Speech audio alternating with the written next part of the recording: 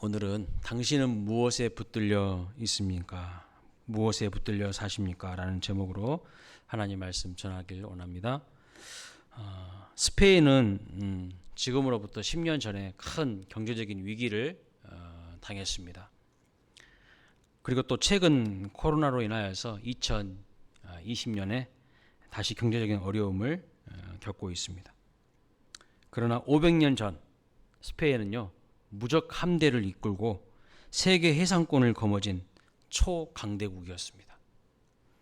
해상권을 발판으로 남미를 정복하자 금이 쏟아져 들어옵니다. 그러자 이상한 소문이 돌았어요. 엘도라도 왕국에는 사람들이 1년에 한 번씩 금가루를 몸에 칠하고 호수에 뛰어들 정도로 금이 많다더라. 이런 헛소문, 잘못된 소문이 돌았습니다. 그런데 확인도 안 된 소문이었지만 사람들은 다 그것을 철떡같이 믿고 있었어요. 그래서 때를 지어 엘도라도를 찾아 떠나기 시작했습니다. 이렇게 떠난 사람들 때문에 스페인은 인구가 줄고 농장이 황폐하고 군인이 부족할 정도로 사람들이 그 금에 다 현혹되어서 살았습니다. 하지만 엘도라도 소문은 거짓이었고 결국 스페인은 몰락의 길을 걷게 됩니다. 스페인 몰락의 길이 뭐 때문입니까? 헛된 것에 붙들려서 사람들이 살았기 때문이에요. 엘도라도라는 것은 없습니다. 돈에 붙잡힌 스페인의 이 500년 전 모습인데 지금도 크게 바뀐 것 같지는 않습니다. 자, 그러면 우리는 지금 무엇에 붙들려 살고 있습니까?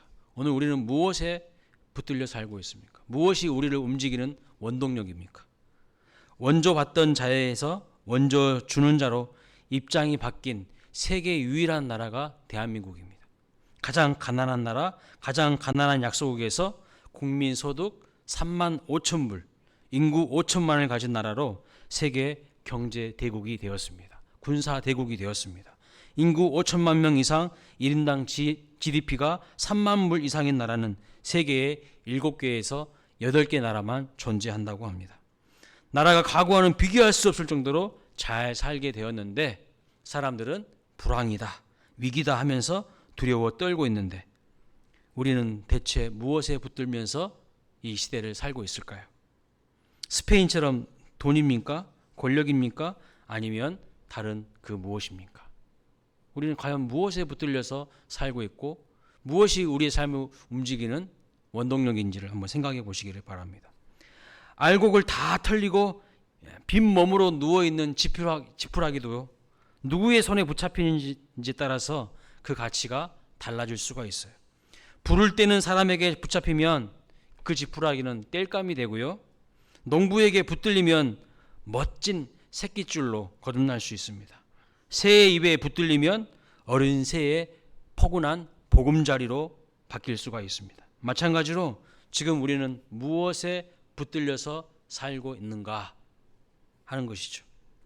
주일 말씀에서 살펴보았듯이 많은 사람들이요, 무엇에 붙들려 살아가는가?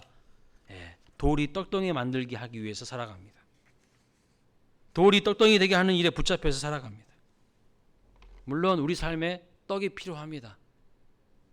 그러나 그것이 우선이 되고 중심이 되고 전부가 되면 인간은요, 동물들과 짐승과 다를 바가 전혀 없습니다. 동물들도 다 그것을 위해서 살아가기 때문이죠. 생물학적으로 배고픔을 해결하기 위해서 욕구와 본능대로 살아가는 짐승과 전혀 다를 바가 하나도 없는 존재로 인간이 추락하게 되는 것을 볼 수가 있고요. 마귀는 그것을 노리고 있는 거예요. 너는 돈에 붙잡혀서 살아가. 너는 먹을 것에 붙잡혀서 살아가. 그것은 인간다움을 상실하게 하는 것입니다. 우리는 여기서 다시 물어야 됩니다. 나는 무엇에 붙잡혀 사는가? 돈, 외모, 학력, 권력, 혈통, 무엇에 붙잡혀 있습니까? 본문의 베드로는요, 고넬료의 이 회개를 보면서 두 가지 사건 때문에 놀랍니다. 34절 말씀 보세요. 이렇게 말씀합니다. 같이 읽어볼까요?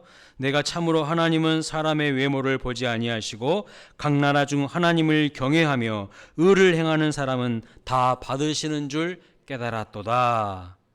여기서 뭐라고 하고 있습니까? 하나님이 무엇을 보신다고요? 하나님은 외모를 보지 않으신다고 말합니다. 외모를 보지 않으셔서 사람들이 편가르기 해놓은 그런 각종의 것들에 매여 있지 아니하시고 이방인들까지도 그렇기 때문에 예수를 믿더라는 것입니다. 하나님이 외모를 보지 않으셔서 이방인들까지도 예수를 믿더라는 거예요. 또 44절과 45절 오늘 우리가 읽지는 않았지만 한번 같이 보도록 하겠습니다. 시작. 베드로가 이 말을 할 때에 성령이 말씀 듣는 모든 사람에게 내려오시니 베드로와 함께 온 할례 받은 신자들이 이방인들에게도 성령 부어 주심으로 말미암아 놀라니. 그렇습니다.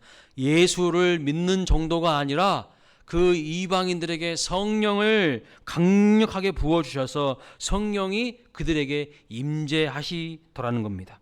즉 하나님의 관심은 뭐가 아니라는 거예요? 외모가 아니라는 거예요. 하나님의 관심은 돈, 혈통, 권력, 학력, 외모, 성취 이런 게 아니라는 거예요. 스펙이 아니라는 거예요. 하나님의 관심은 그런 데 없다는 거죠. 사무엘상 16장 7절에도 하나님 분명히 이렇게 말씀하십니다. 또 같이 읽어보겠습니다. 시작. 여호와께서 사무엘에게 이르시되 그의 용모와 키를 보지 말라. 내가 이미 그를 버렸노라. 내가 보는 것은 사람과 같이 아니하니 사람은 외모를 보거니와 나 여호와는 중심을 보느니라 하시더라. 하나님은 외모를 보지 않고 중심을 보신다고 말씀하고 있어요. 근데 오늘날 우리는 외모를 가꾸는 것에 너무나 많은 노력을 하고 있어요.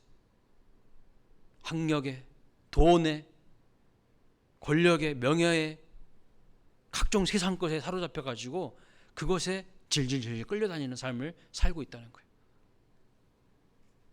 하나님은 우리의 무엇을 보신다고 말씀하십니까? 중심을 보신다고 말씀하고 있어요.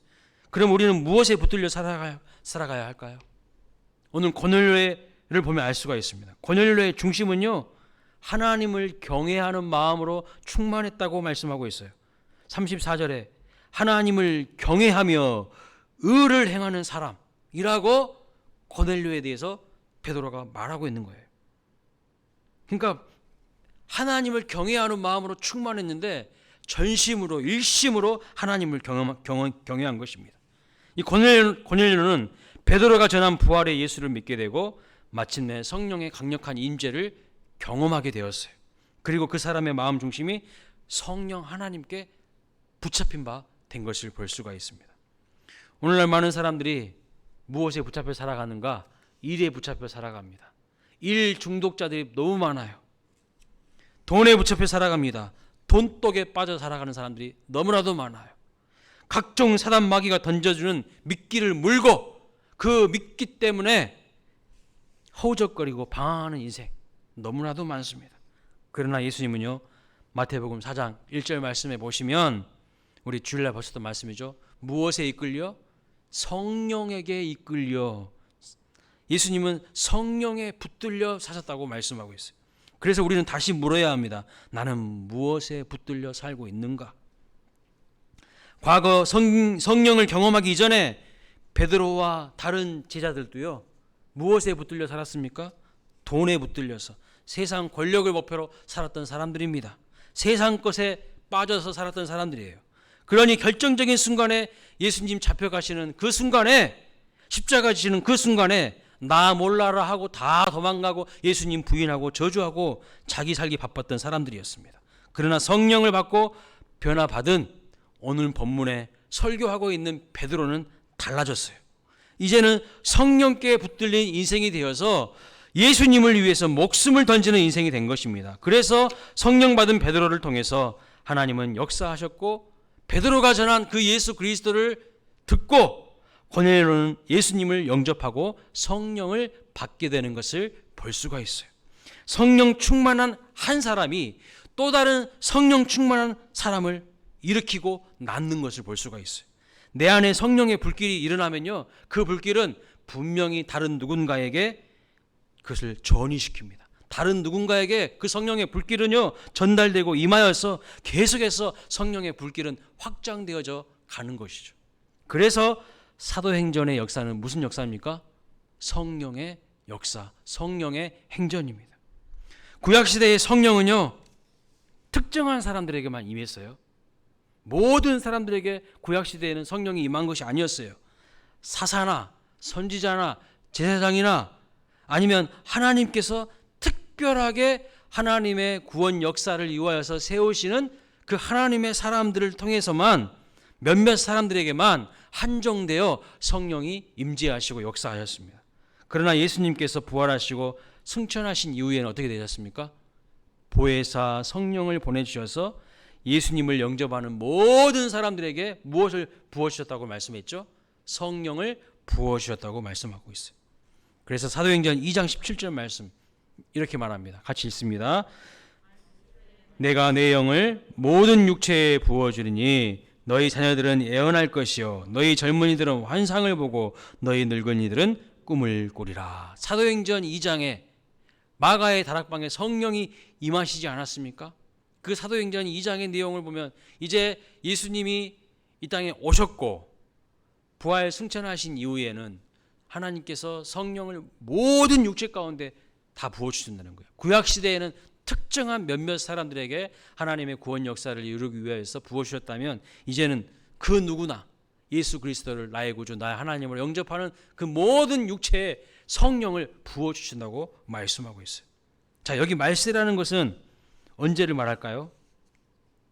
예수님이 처음 이 땅에 오신 초림, 지금으로부터 2022년 전을 말합니다. 처음 이 땅에 오신 그 초림과 예수님이 다시 오시는 이 재림 사이의 기간을 말세라고 하는 거예요. 그러니까 오늘 우리는 말세를 살고 있는 하나님의 성도들입니다. 자, 이 마지막 시대를 살면서 하나님께서 우리에게 원하시는 것이 무엇일까요? 세상 헛된 것에 붙잡혀 살지 말고 성령 하나님께 붙들려서 권능 있는 삶을 살고 증인의 삶을 살아가기를 하나님께서 우리에게 원하시는 겁니다. 이것이 모든 믿는 자에게 주시는 공통된 삶의 목적이고 비전이라고 주님은 말씀하고 있는 거예요. 그래서 사도행전 1장 8절에 이 사도행전의 가장 핵심이 되는 주제 구절인 1장 8절에 이렇게 말하죠. 오직 성령이 너희에게 임하시면 너희가 권능을 받고 온 유대와 사마리아와 땅끝까지 이르러 내 증인이 되리라 이렇게 말씀합니다. 성령이 임하시면 무엇을 받는다고요? 권능을 받는 거예요. 권능을 받는 거. 여러분의 삶이 권능 있는 삶이 되시기를 축복합니다. 증인의 삶이 되시기를 축복합니다. 그래서 오늘 우리에게 필요한 것은 돈, 학력, 외모, 권력, 세상 스펙 그런 것이 아니라 성령 충만함인 거예요. 성령 충만하지 않고 기타 다른 것들 이런 세상 것들이 충만하면요 그 사람은 반드시 부패하고 변질되고 타락하게 되어 있어요. 엉뚱한 곳에 삶의 초점이 맞춰져 있어요. 하나님은요 그 엉뚱한 것에 삶의 초점이 맞춰져 있는 하나님의 사람들이 다시 회개하고 성령 충만한 삶으로 돌아오기를 원하십니다. 그래서 성령의 기름 부으심이 우리에게 절대적으로 필요한 거예요. 오늘날 진정 우리가 구하고 있는 것이 성령 충만함입니까? 아니면 세상적인 돈과 외모와 권력과 스펙입니까? 오늘날 교회가 교회답지 못하고 그리스도인이 그리스도인답지 못한 것은 무엇 때문일까요? 성령 충만하지 않기 때문이죠. 변화되지 않는 이유가 무엇일까요? 성령 충만하지 않기 때문입니다. 성령의 다스림과 성령의 인도하심을 거절하고 받지 않기 때문이에요. 삶의 기쁨이 없는 이유가 무엇일까요? 성령 충만을 사모하고 구하지 않기 때문입니다. 마음의 중심이 세상에 푹 빠져있기 때문입니다. 하나님은 반드시 우리에게 무엇이라고 말씀하셨는가? 성령의 충만함을 받으라고 명령하셨어요. 받으면 받고 말면 말고 네가 알아서 선택해가 아니라 무조건 성령 충만함을 받으라고 명령형으로 말씀하고 있어요. 에베소서 5장 18절에 술 취하지 말라 이는 방탕한 것이니 오직 성령으로 충만함을 받으라 명령하고 계세요. 명령. 그런데 이 말씀 헬라어 원문으로 보니까요, 가장 정확한 번역은 이것입니다. 성령님 안으로 들어가서 성령의 지배를 받으라. 성령 충만함이 뭐라고요? 성령 충만함의 개념은 지배를 받는 거예요. 지배를. 그분의 지배를 받는 거예요. 그분의 다스림을 받는 거예요. 내가 나를 지배하는 것이 아니에요. 내가 내 삶의 주인이 되어서 내 마음대로 행동하고 내 감정대로 행동하는 것이 아니에요. 그것은 성령 충만함이 아니에요. 자기의 자아가 살아있는 거예요. 내 자아를 십자가에 못 박고 성령의 충만한 지배와 다스림을 받는 것, 그것을 하나님께서 우리에게 명령하고 있다는 거예요. 그럴 때에 어떤 삶을 산다고요? 권능 있는 삶을 산다는 거예요. 특별히 여기 에베소서 5장 18절에 성령 충만함을 술 취함과 비교 대조하고 있는 이유가 무엇일까요? 사람이 술에 취하면요, 술의 지배를 받게 됩니다. 처음에는요, 사람이 술을 먹어. 근데 한 잔이 두 잔 되고 두 잔이 10잔 되고, 그러면서 뭐가 되나요? 술이 사람을 먹어요. 술이 사람을 지배해 버리는 거예요. 그래서 술에 취하면요, 그 모든 과정과 결과가 좋지 않습니다. 모든 사건, 사고의 문제에는요, 항상 술, 돈, 이런 것들이 개입되어 있어요. 그러나 성령 충만, 성령의 지배를 받게 되면 놀라운 일들이 일어나게 됩니다. 에베소서 5장 18절 이후로 쭉 이어지는 말씀을 보십시오. 성령 충만함을 받게 되면 놀라운 삶의 변화와 기쁨이 일어난다고 말씀하고 있어요. 자, 오늘 본문 38절을 보면 성령의 충만함을 받게 되면 일어나는 변화가 무엇입니까? 38절 상반절에 보십시오. 하나님이 나사렛 예수에게 성령과 능력을 기름 붓듯 하셨음에 라고 말합니다. 성부 하나님께서 예수님에게 성령과 능력을 기름 붓듯 하셨다고 말씀합니다. 예수님이 성령의 충만함을 받으신 거죠. 그랬더니 여러분, 어떤 역사가 일어났습니까? 어떤 변화가 나타났습니까? 38절 하반절 보십시오. 그가 두루다니시며 선한 일을 행하시고 마귀에게 눌린 모든 사람을 고치셨으니 라고 말씀하고 있어요. 그러니까 오늘 우리에게 절대적으로 필요한 것이 무엇이라고 성경은 도전하고 있습니까? 성령과 능력의 기름 부음을 받는 것. 이것을 사모하고 이것을 구해야 한다는 거예요. 그럼 어떻게 하면 성령과 능력을 기름 붓듯 부어주시는 은혜를 받을 수 있습니까? 어떻게 해요? 본문 38절 하반절은 이렇게 말씀합니다. 이는 하나님이 함께 하셨음이라. 하나님이 함께 하셨음이라. 항상 모든 순간에 하나님을 의지하고 하나님과 함께하는 믿음의 삶을 살아갈 때 하나님께서 지속적으로 성령의 능력을 공급해 주신다는 것입니다. 돈과 명예와 권력과 외모와 학력과 이러한 세상 것으로 여러분 절대 마귀를 제압할 수 없어요. 절대 제압 못합니다. 마귀가요, 그런 돈 가지고 세상 것 가지고 딱 그것을 무기 삼아서 나오잖아요. 콧방울 끼워버려요. 그런 것을 절대 마귀를 제압하지 못해요. 마귀에게 눌린 자를 고칠 수가 없어요. 그런 것으로는. 근데 오늘날 많은 사람들이 그것으로 마귀를 이길 수 알고 착각하고 있어요. 어이가 없는 거죠. 오히려 그런 것에 마음이 빼앗겨 있기 때문에 마귀가 던져주는 미끼를 물고 마귀에게 짓눌리는 인생이 되는 거예요. 오히려 그런 것들에 너무나도 많이 빠져 있어. 오늘날 그리스도인들이. 성령의 충만함을 받게 되면 썩어 없어질 세상 것을 위해서 헛된 목적을 위해서 살아가는 인생이 아니라 영혼을 구원하고 마귀에게 짓눌릴 영혼을 해방시키고 고치는 일을 하게 된다고 분명히 말씀합니다. 예수님이 하신 일을 그 성령 충만 받은 그 영혼도 하게 되는 거예요. 자, 성령의 기름 부음을 받게 되면 우리가 어떤 일을 하는 사람으로 변화됩니까? 하나님의 큰 일과 하나님의 새 일을 하는 사람으로 변화됩니다. 그러면 하나님의 큰 일과 하나님의 새 일이 무엇일까요? 그것은 바로 사명입니다. 그것을 가리켜서 사명이라고 하는 거예요. 오늘 보면 38절은요. 선한 일과 마귀에게 눌린 모든 사람의 영혼을 고치는 일이라고 말씀하고 있어요. 여러분, 무엇이 큰 일이고 무엇이 새 일입니까? 큰 사업장, 큰 기업을 운영하는 것이 큰 일입니까? 그것이 새 일입니까? 절대 아닙니다. 그것은 먹고 살려고 하는 것이고, 그것은 자기 이름 내려고 하는 것이고, 그런 것도 다 육신의 필요를 채우기 위해서 필요한 것이지만, 그런 것을 하나님은 큰 일이라고 하지 않습니다. 그런 것을 새 일이라고 하지 않습니다. 오해하지 마십시오.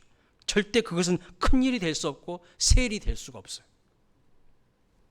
우리를 단순히 그런 존재로 이 땅에 보내셨고 부르신 게 아니에요. 그러면 도대체 큰 일은 뭐고 새 일은 또 무엇일까요?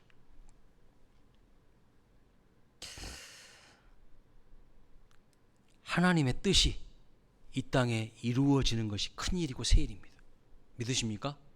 하나님의 뜻이 이 땅에 이루어지는 것이 큰 일이고 새 일이에요. 그래서 그 큰 일과 새 일은요, 복음이 땅끝까지 증거되는 것, 그것이 하나님이 원하시는, 우리에게 원하시는 큰 일이고 새 일이에요.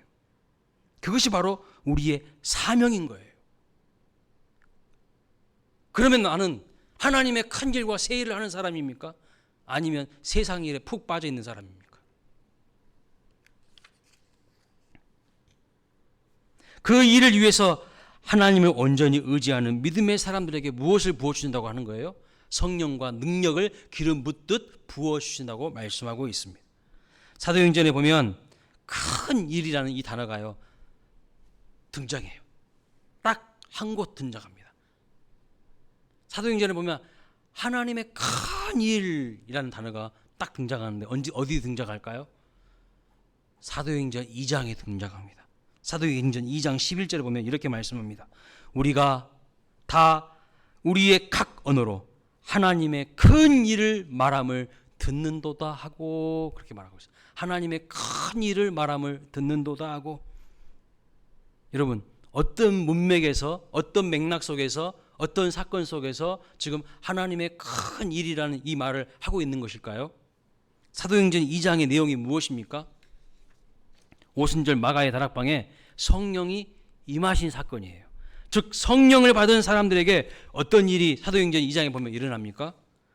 각 나라의 언어로, 그곳에 모인 각 나라 사람들에게 각 나라의 언어로, 즉 외국어로 각 나라의 사람들에게 하나님의 복음이 전해진 거예요.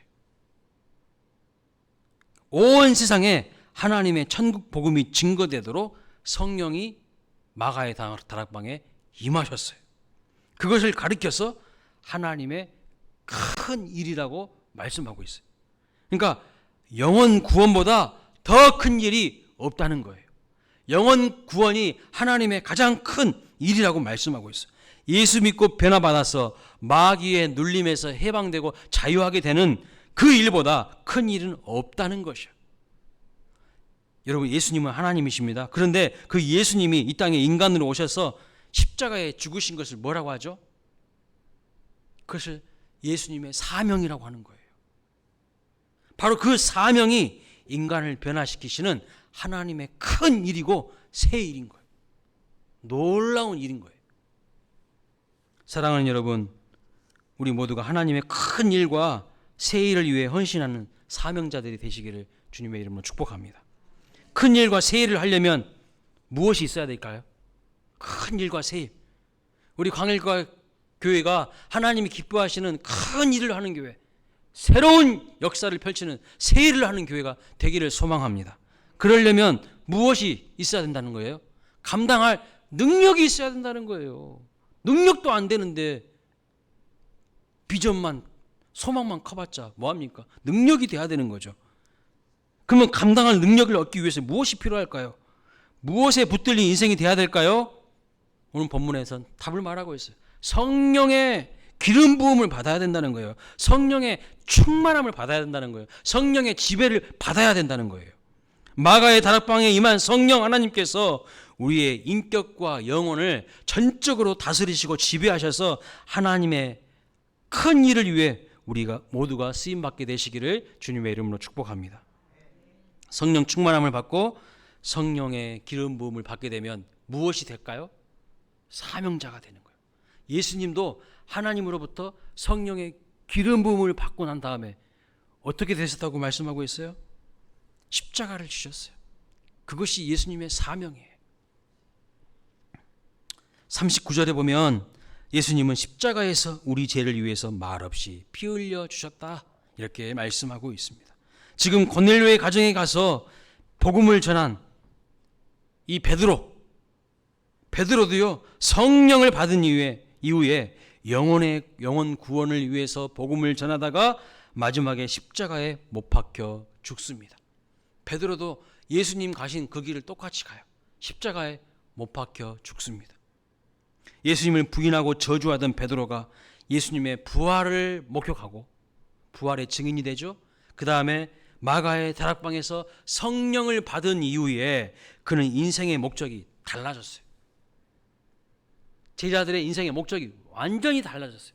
그 전에는 예수님이 왕 되시면 자기들이 좌편 우편에서 세상을 호령하고 세상을 휘두르는 그런 권력자가 되는 것에 세상 욕심에 눈먼 사람들이었는데, 성령을 받고 난 다음부터 그들은 이제 그들의 목숨을 위하여서, 하나님의 나라를 위하여서 자기의 목숨을 던지는, 바치는 하나님의 사람들로 완전히 바뀐 것을 볼 수 있어요. 그것을 위해서 고난받는 것을 두려워하지 않는 사람들이 된 것을 볼 수가 있습니다. 오직 주를 위해 살았고 복음의 증인으로 살다가 마침내 십자가에 못 박혀 죽었는데, 베드로는 어떻게 죽은지 아세요? 거꾸로 십자가에 매달려 죽습니다. 예수님이 십자가에 매달려 돌아가셨는데 감히 내가 뭐라고 십자가에 어떻게 똑바로 매달려 죽습니까? 저는 거꾸로 매달려 죽겠습니다. 자처해서 순교한 거예요. 이처럼 성령 충만함을 받고 성령의 기름 부으심을 받게 되면 무엇이 됩니까? 사명자가 되는 거예요. 하나님의 나라와 영광을 위하여서 아름답게 쓰임받게 됩니다. 하나님의 큰 일을 하는 사람으로 쓰임받게 되는 거예요. 여러분은 무슨 일을 하시다가 인생을 마무리하기를 원하십니까? 무슨 일에 붙들려 살다가 천국 가기를 원하십니까? 지난번 수요일에 말씀드린 전삼덕, 이분은 여인입니다. 승지 벼슬을 지낸 가문의 귀부인이 되었는데 80리를 매주 가마를 타고 평양까지 가서 예배를 드렸어요. 그때 당시에는 교회가 없으니까요. 80리를 그렇게 예배를 드리러 다녔습니다. 먼 길을 뭐다 하지 않고 왜 다녔을까요? 그분에게 성령이 임하셨기 때문에. 성령이 임하시면요, 나타나는 현상과 변화가 뭐냐면 이끌림을 받아요. 마가복음 1장 12절에 보면 이런 말씀이 있어요. 성령이 곧 예수를 광야로 몰아내신지라. 마태복음 4장 1절에서는 예수께서 성령에게 이끌리어, 이렇게 말씀하고 있어요. 성령은요, 우리를 분명한 목적과 방향으로 이끌어 가시는 분이에요. 때로는요, 목자가 양을 치듯이 몰아가시는 분이라는 것도 알 수 있어요. 그래서 성령 충만함을 받은 점삼덕은 마침내 전도 부인으로 평안도를 누비면서 전도를 합니다. 그래서 600명의 성도들이 구원을 받았고, 그에게서 5명의 목사님이 나왔고 9개의 교회가 세워졌어요. 이 여인의 능력입니까? 이게 여인이 할 수 있는 능력입니까? 천만의 말씀. 이건 성령의 능력이 나타난 거예요. 그 여인에게 성령의 능력이 나타나는 거예요. 성령의 기름 부으심이 임하여서 자기가 할 수 있는 일이 아니에요. 자기가 할 수 있는 일을 뛰어넘는 놀라운 하나님 나라의 큰 일과 새 일을 한 것이죠. 여러분, 한 번 사는 인생인데 이런 성령의 능력을 경험해 봐야지 않겠습니까? 이런 성령의 강력한 능력이 우리 모두에게 나타날 수 있기를 바랍니다. 아니요, 이러한 성령의 능력이 우리 모두에게 반드시 나타나야 합니다. 그런 마음을 가지고 하나님 앞에 구하고 두드리고 찾아야 되는 거예요. 분명히 말씀합니다. 너희가 무엇이든지 구하고 두드리고 찾으면 하나님께서 무엇이라고 말씀하셨어요? 가장 좋은 것을 주시겠다고 말씀했는데, 똑같은 이 동일한 말씀을 하고 있는 누가복음 말씀에 보면 그 가장 좋은 것이 무엇이라고 했어요? 성령이라고 했어요.